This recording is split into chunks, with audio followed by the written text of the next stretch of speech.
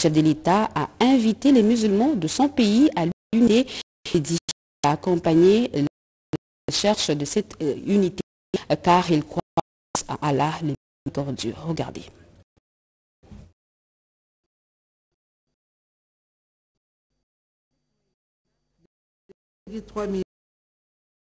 Renforcer les réserves internationales de la République. C'est une promesse faite en 2020 lors de consultations nationales aux dirigeants de la communauté islamique qui aujourd'hui s'est concrétisée. Le président de la République Félix Antoine Tshisekedi Tshilombo s'est rendu ce mercredi en début de soirée à la mosquée Rassoul dans la commune de la Gombe. Motif, communier avec la communauté musulmane réunie ici à l'occasion de la fête de Tabaski, dit fête de moutons. À son arrivée, le chef de l'État a été accueilli par les imams représentant toute la communauté islamique en République démocratique du Congo. Après les mots de bienvenue prononcés par l'imam Abdallah Mangala, le chef de l'État a conscientisé la communauté sur l'unité. L'islam n'a jamais été divisé. Alors pourquoi est-ce que les croyants se divisent? Au nom de quel Dieu, quel autre Dieu vous vous divisez? Pourquoi est-ce que vous êtes divisés? Parce qu'il n'y a qu'Allah, le miséricordieux, le créateur, qui est là. En qui vous croyez, vous n'avez qu'un seul prophète. Alors, pourquoi vous vous divisez? C'est selon quelle théorie, quel dogme qui vous divise? Et ici, je vais même plus précisément, je dis, vous êtes des Congolais. En tout cas, vous vivez au Congo, pays unifié. Et moi, je tiens à cette unité. Donc, je vous recommande vivement de mettre de côté vos divergences et de trouver une solution. Et je vous dis que ma porte reste ouverte pour vous. Plusieurs interventions ont suivi, entre autres celle de Madame Cheikh Youssouf Dibondi, qui, au nom de toute la communauté, a demandé au Père de la Nation une journée fériée pour les musulmans de la RDC. La libération de musulmans arrêtés lors d'une fête de Ramadan. La communauté islamique de la RDC sollicite également du garant de la nation des infrastructures pour leur permettre de se réunir en toute dignité. Ému par cette visite surprise du chef de l'État Félix Tshisekedi à la mosquée Rassoul, les imams ont délié leur langue pour lui dire leur reconnaissance. C'est une visite qui intervient juste le jour de la grande fête des musulmans qu'on appelle Eid al-Kabir, Eid al-Adha, c'est-à-dire c'est la fête de sacrifice. Le président nous a donné l'occasion de nous exprimer et c'était vraiment un moment agréable. Pour nous, c'est une joie incommensurable d'avoir le chef de l'État venir vers les musulmans et fêter avec nous. Vraiment, nous pouvons dire que gloire à Dieu et que puisse Allah le bénir et puisse Allah le soutient et puisse Allah l'oriente. Donc, il est une autorité établie par Dieu et nous, les musulmans, nous allons soutenir le chef de l'État pour un second mandat qui puisse être élu à la tête de notre pays. Nous sommes honorés par le chef de l'État. Il nous a donné l'occasion de nous exprimer, de parler de nos problèmes, d'échanger en tant que père de la nation. On a échangé avec lui, c'était bon. En tout cas, nous souhaitons que ça puisse se répéter comme ça chaque année. La communauté islamique a remercié le président de la République pour avoir agi en bon père de la nation pour ces grands jours de fêtes de famille, fêtes de sacrifices célébrées chaque année dans le monde.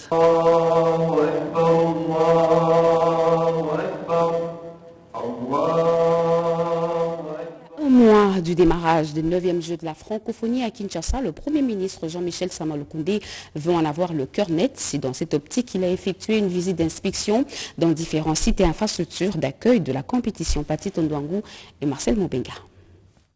Le stade des Martyrs, première étape de la ronde du Premier ministre et chef du gouvernement Jean-Michel Sama Lukonde Kyenge dans les différents sites sélectionnés pour les 9e Jeux de la francophonie prévus à Kinshasa du 28 juillet au 6 août 2023. Objectif, évaluer les travaux en cours et s'assurer que rien ne manque aux entrepreneurs pour la livraison de ces infrastructures à temps imparti. Même exercice au stade Tata Raphaël.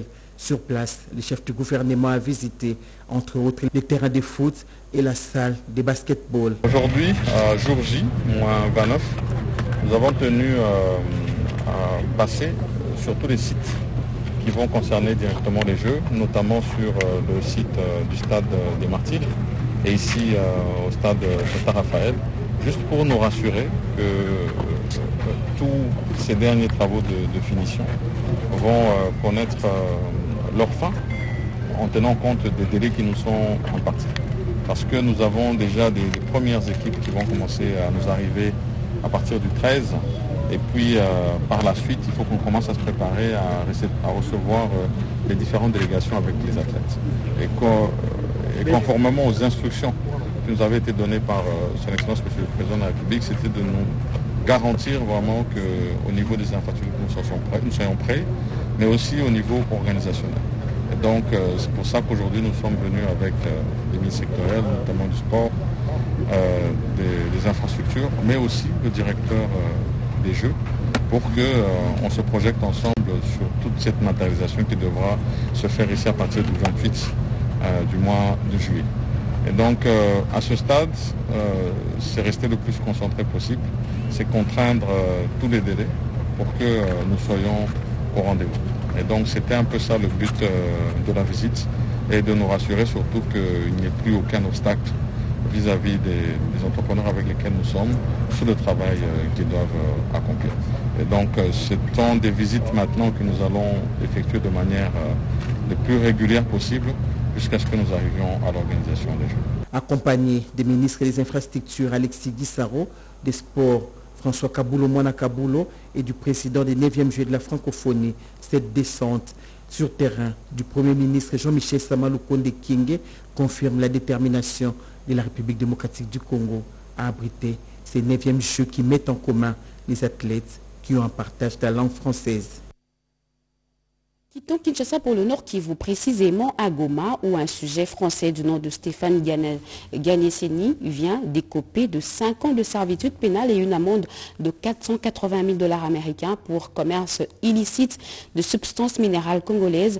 La sentence est tombée à l'issue d'une procédure judiciaire de flagrance. L'accusé a été arrêté dimanche dernier à l'aéroport international de Goma avec 2 lingots d'or. C'est un reportage de la RTNC Goma. Le tribunal, après le délibéré, prononce son jugement sur le dispositif de la manière ci-après. 5 ans de servitude pénale et une amende de 480 000 $, c'est la peine qui a été prononcée par le juge du tribunal de commerce de Goma ce mardi 27 juin 2023 contre M. Gagneseni Stéphane de nationalité française à l'issue d'une procédure judiciaire de flagrance. Après un long moment de plaidoirie et la délibération des membres qui composent la Chambre, le président du tribunal de commerce, Soumbala Kipaka Daniel, a lu la sentence. 303 et 305. Vu la loi numéro 04/016 du 19 juillet 2004 portant lutte contre le blanchiment des capitaux et le financement du terrorisme en ses articles 5 et 34, le ministère public entendu en ces réquisitions dit établi en fait et en droit les infractions d'achat illicite de substances minérales, de détention illicite de substances minérales, de fraude douanière et de blanchiment des capitaux. Dit ces infractions en concours idéal et prononce la peine la plus forte, soit 5 ans de servitude pénale principale et une amende de 480 000 $, payable dans le délai légal ou subir 15 jours de servitude pénale principale. Ordonne la confiscation des produits objets des infractions, soit des lingots d'or. Les condamne aux frais d'instance payables dans les délais légaux, à défaut subir 10 jours de contrainte par corps. Ainsi jugé et prononcé par le tribunal de commerce de Goma à son audience publique de ce jour, 27 juin 2023, à laquelle siégeaient Sumbula Kipaka Daniel, président, Nama Dede et Kambale Moholu, juge consulaire, en présence de Moussens Kayembe, officier du ministère public, et l'assistance de Barangirana Akili, greffier du siège. Le condamné a tout simplement exprimé sa déception et promet d'aller en appel. Le juge n'a pas regardé sur la qualité du contrat, il ne s'est pas prononcé du tout sur ça. Il y avait un autre état de fait qui est effectivement, je l'ai reconnu, je ne le connaissais pas, j'en prends acte. Et après vous irez en appel? Oui, tout à fait. Rappelons que Janessine Stéphane, de nationalité française, a été appréhendé le dimanche 25 juin à l'aéroport de Goma avec 2 faux lingots d'or. Il a témoigné d'avoir été frappé par un groupe avec qui il avait une convention d'achat de 15 kilos d'or dont le premier paiement a été de 80 000 $ américains. Cette condamnation est un signal fort à toute personne qui se livre au commerce illicite des substances minérales, a dit le coordonnateur national du Centre d'expertise, d'évaluation et de certification CSC en sigle, Freddy Mwamba. La migration du budget du ministère de la Défense vers un budget programme. Les officiers supérieurs des forces armées de la RDC et les experts en question des finances sont à l'école de la loi sur la loi de programmation militaire, formation organisée par la direction du budget et finances du ministère de la Défense nationale et des anciens combattants. Nicole Cessep-Locard. Ce séminaire a le mérite de faire comprendre aux participants le fait que la migration du ministère de la Défense nationale vers le budget programme inaugure la déconcentration de l'ordonnancement. Car avec cette loi, tout devrait désormais se dérouler au niveau du ministère de la Défense nationale, ce qui permettra de fixer des objectifs, mais aussi de réaliser de bons résultats. Les ordonnateurs militaires doivent s'approprier de cette matière de gestion axée sur le résultat, a fait savoir le général de brigade Dieudonné Mouzala, directeur du budget et finances au ministère de la Défense nationale. La loi de programmation militaire a été promulguée depuis l'année passée et cette loi, comme le mot l'indique, c'est intrinsèquement, ce sont des programmes qui sont dans la loi de programmation militaire. Rester dans le budget des moyens avec la loi de programmation militaire, vous allez constater qu'il y a un hiatus, un dysfonctionnement. C'est pourquoi l'État a demandé que nous puissions migrer vers le budget programme, d'autant plus que nous sommes un secteur de programmation. Le maître mot de cette migration, on voit qu'il y a l'orthodoxie financière. Parce que dans le mode de programme, le premier franc mis à la disposition de l'ordinateur doit être justifié. Moi, je suis de soutenir que nous puissions tous nous approprier de cette matière et accepter que nous puissions migrer vers le budget programme. La migration du budget du ministère de la Défense nationale et des anciens combattants vers le budget programme est une nécessité surtout pour la montée en puissance des FARDC. Lors de son séjour au Kasaï oriental, le directeur général du Fonds de promotion de l'industrie FPI s'est rendu tour à tour dans plusieurs chantiers de construction des écoles dans le programme de développement de 145 territoires lancé par le chef de l'État, Félix Antoine Tshisekedi Tshilombo. Alain Bikaï. Plusieurs projets, notamment la construction d'écoles, d'hôpitaux, des routes et de l'électrification sont financés par les fonds de promotion de l'industrie dans l'espace Grand Kasaï. Malgré certains obstacles, les travaux sont terminés pour certaines écoles et hôpitaux financés par cet établissement public, tels que l'Institut du 4 janvier et 4 autres écoles ultramodernes. Les nouveaux pupitres ont été commandés avant la prochaine rentrée scolaire en septembre. Toutes les classes seront équipées de nouveaux bancs. À l'Institut Kalenda Moudichi, les travaux continuent. L'école pourra être occupée dès le mois de décembre. L'agence d'exécution locale accentue la pression sur l'entreprise qui réalise les travaux. On est déjà au-delà de 70% de réalisation physique. L'hôpital de la Mouya est construit à 95% et d'imposants bâtiments ultramodernes y sont déjà érigés. Il ne reste que les raccordements à l'eau, à l'électricité et les équipements médicaux. Un espace a été acquis dans un autre quartier de la ville pour la construction de sa morgue. L'hôpital des Cancellés, quant à lui, est en pleine érection. Plusieurs grands bâtiments ont poussé du sol. Les travaux progressent. Le DG du pays, Bertin Moudimouti Sekedi, a exhorté l'entreprise qui réalise les travaux à appuyer sur l'accélérateur. Il a retiré son engagement d'intervenir à chaque étape qui a un blocage. Toutefois, les sociétés de construction qui réalisent les travaux continuent de déplorer l'enclavement du Kasaï oriental, les coûts excessifs des matériaux et la lenteur du gouvernement dans l'accomplissement de certaines tâches et le respect des engagements. Le DG du FPI reconnaît l'existence de quelques difficultés, mais qui ne doivent pas donner des prétextes aux entreprises pour se tourner les pouces. L'archevêque de Kissantou vient de réceptionner un véhicule 4x4 dont du chef de l'État. Eh bien, cet engin roulant lui a été remis par le conseiller principal du président de la République. Regardez. De Kissantou avait vibré le 6 août 2022 lors d'une cérémonie eucharistique de prise des possessions canoniques du nouvel évêque Monseigneur Jean-Crispin Kimbeni. Ce grand événement à Kissantou avait vécu en présence des évêques, des prêtres, de nombreux religieux et des milliers de fidèles venus de partout. Fervent chrétien, le président de la République Félix-Antoine Tshisekedi Tshilombo était représenté ce jour-là par la ministre d'État, ministre de la Justice, Rose Mutombo, qui avait promis au nouvel évêque un cadeau du chef de l'État. Chose promise, chose due, c'est ce mercredi 28 juin 2023, lors d'une cérémonie sobre au jardin du Palais de la Nation, que le conseiller principal du chef de l'État au collège Éducation, Recherche scientifique, Culture et Arts et Questions religieuses, l'abbé Théodore Chilumba Wakabeya, a remis solennellement le cadeau du président de la République Félix-Antoine Tshisekedi Tshilombo à l'évêque de Kissantou. Il s'agit d'un véhicule Land Cruiser Pimpa neuf de couleur blanche. C'est un instrument de travail, un moyen d'être de locomotion, de transport. Et je suis très reconnaissant envers le chef de l'État, M. Félix-Antoine Tshisekedi Tshilombo, pour avoir tenu promesse. Nommé en juin 2022 par le pape François, l'évêque de Kissantou a exercé plusieurs ministères, entre autres études en vue de la licence en philosophie et habilitation à l'enseignement près l'Université catholique du Congo, formateur et enseignant au séminaire propédeutique Cardinal Malula. Il est devenu le 5e évêque du diocèse de Kissantou après Alphonse Verwimp, Pierre Kimbondo, Antoine Mayala et Fidèle Ntielele Nzimputu. Une autre remise, c'est celle du matériel informatique aux structures partenaires du programme des Nations Unies pour le développement. Eh bien, la RTNC est bénéficiaire. Madame le directeur général a reçu du représentant pays du PNUD un lot d'ordinateurs. La cérémonie a eu lieu ce jeudi au siège du PNUD. Souzingo, il nous en parle. Ce sont des lots composés d'ordinateurs et autres matériels informatiques. Les bénéficiaires sont tous des structures partenaires du programme des Nations Unies pour le développement. Au nombre de ces bénéficiaires, la radio-télévision nationale congolaise.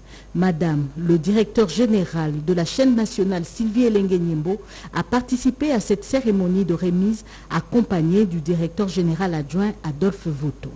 Ce geste, a dit le représentant pays du PNUD, Damien Mama, intervient dans le cadre de l'un des objectifs du mandat du PNUD, celui de renforcer les capacités des ressources de ces structures nationales dans le but d'élever le niveau de la bonne gouvernance. À la RTNC, j'ai eu l'occasion de rencontrer la directrice générale ainsi que le directeur général adjoint il y a quelques semaines et nous avons pu toucher du doigt non seulement les ambitions de la direction de la RTNC, les défis auxquels cette structure nationale est confrontée, surtout en matière de digitalisation des services et l'assurance de la transparence et de l'intégrité de tout ce qui est lié aux ressources financières que la structure est en train de collecter.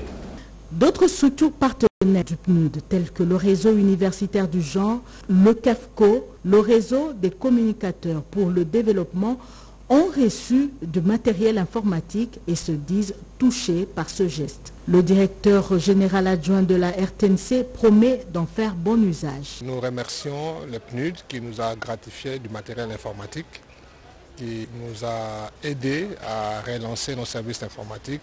J'ai dit nous, la RTNC et tout le réseau de ONG qui sont là avec nous.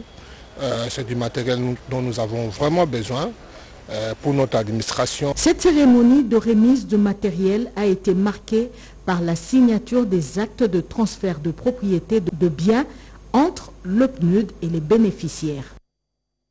Ce communiqué officiel, le ministère de l'Emploi, Travail et Prévoyance sociale porte à la connaissance du public en général et du monde du travail en particulier qu'au terme de l'ordonnance numéro 023/042 du 30 mars 2023 fixant la liste des jours fériés légaux en République démocratique du Congo, la journée du vendredi 30 juin 2023 commémorant le 63e anniversaire de l'indépendance de la République démocratique du Congo est déclaré chômé payé sur toute l'étendue du territoire national. Ce communiqué signé Claudine Ndoussi Nkembe.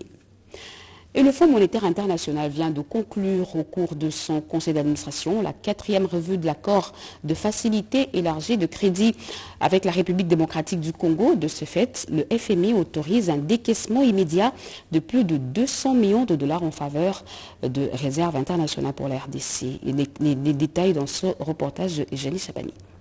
Le conseil d'administration du Fonds monétaire international vient d'autoriser un décaissement immédiat de 203,3 millions de dollars américains pour renforcer les réserves internationales de la République démocratique du Congo gardées par la Banque centrale du Congo en sa qualité de caissier de l'État piloté par Madame le gouverneur Malango Kabedimbouy. C'est une décision prise à la clôture de la 4e revue de l'accord FMI-RDC au titre de la facilité élargie du crédit avec la RDC jugée concluante. Les pressions macroéconomiques persistantes et les risques imminents appellent une politique budgétaire prudente pour préserver la viabilité budgétaire et la stabilité macroéconomique soutenue par une politique monétaire plus stricte. Cela va contribuer à réduire les pressions inflationnistes.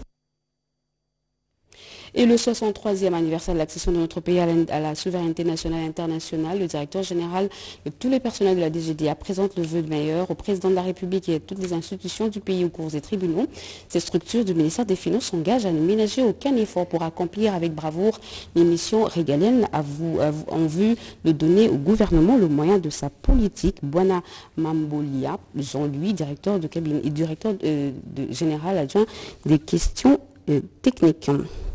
Et en nouvelle, le groupe d'action financière internationale a tenu sa plénière du 19 au 23 juin dernier à Paris en France. Les pays membres du GAFI présents dans la capitale française ont procédé à l'évaluation de leur premier rapport d'étape. La République démocratique du Congo était présente à cette plénière par l'entremise de la cellule nationale de renseignement financier. Dimadundou.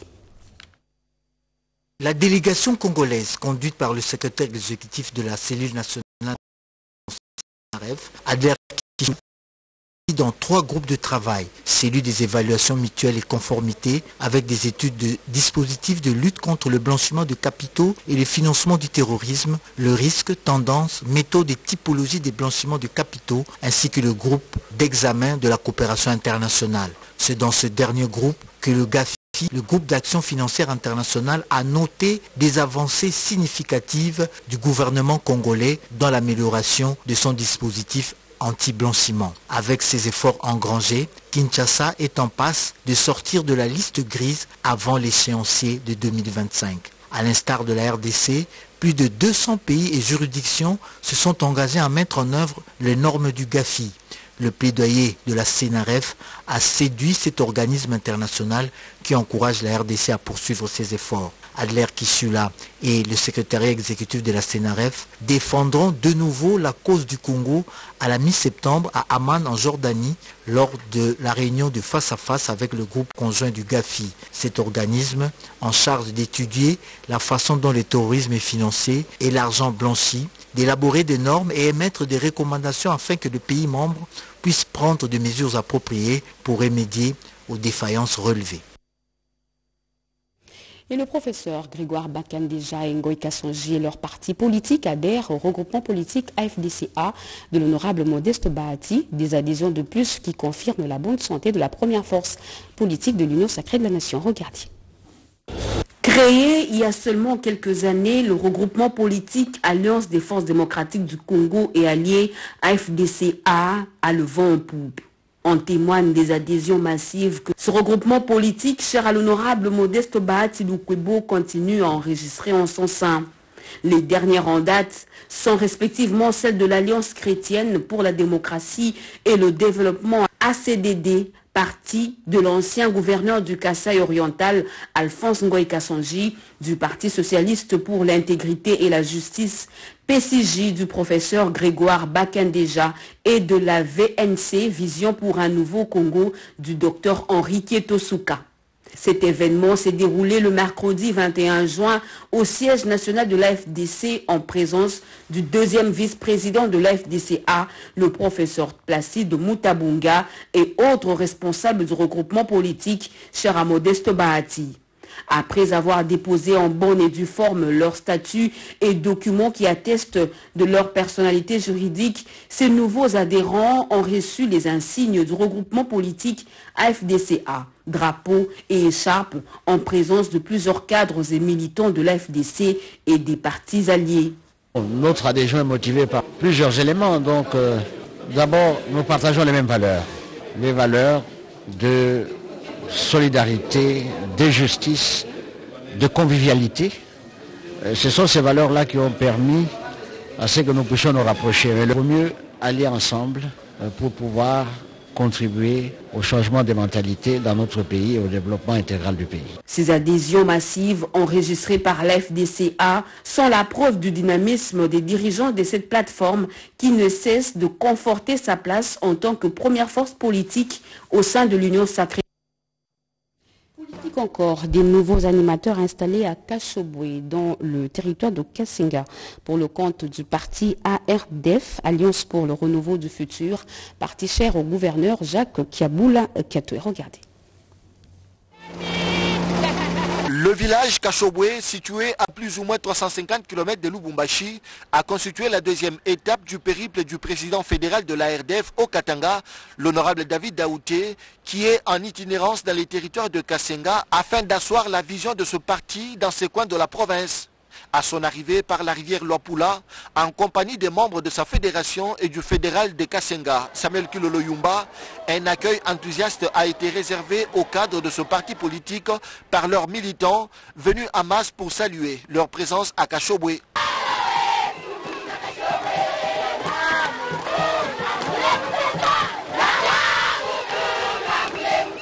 Du port jusqu'au lieu du meeting, la population de Kashobwe a fait une démonstration de force prouvant le leadership incontesté de Samuel Kilolo Yumba et de sa machine à mobilisation dans cette partie du Haut-Katanga. Et bien que jeune parti politique, l'Action pour la rupture et le développement affiche de grandes ambitions à hauteur de sa vision. Le parti se prépare jour et nuit pour rafler le plus grand nombre de sièges possibles aux législatives tant nationales que provinciales, a dit l'honorable David Daouté dans son adresse à la foule. Peu avant l'étape de Kashobwe, la forte délégation de la RDF au Katanga avait fait l'objet d'un accueil chaleureux au village Kabimbi. Le fils du terroir, Samuel Kilolo Yumba, avait présenté ses hôtes à la population tout en leur demandant d'adhérer massivement au parti. C'est dans la soirée que la délégation a pris son canot pour rentrer à Kasenga avec un sentiment d'avoir noblement accompli sa mission. Et à Kinshasa, c'est la fin d'une aventure des mauvais goûts. Quelques éléments de la police habitués à enlever des paisibles citoyens et à l'extorsion des biens sont tombés dans le filet des services de sécurité.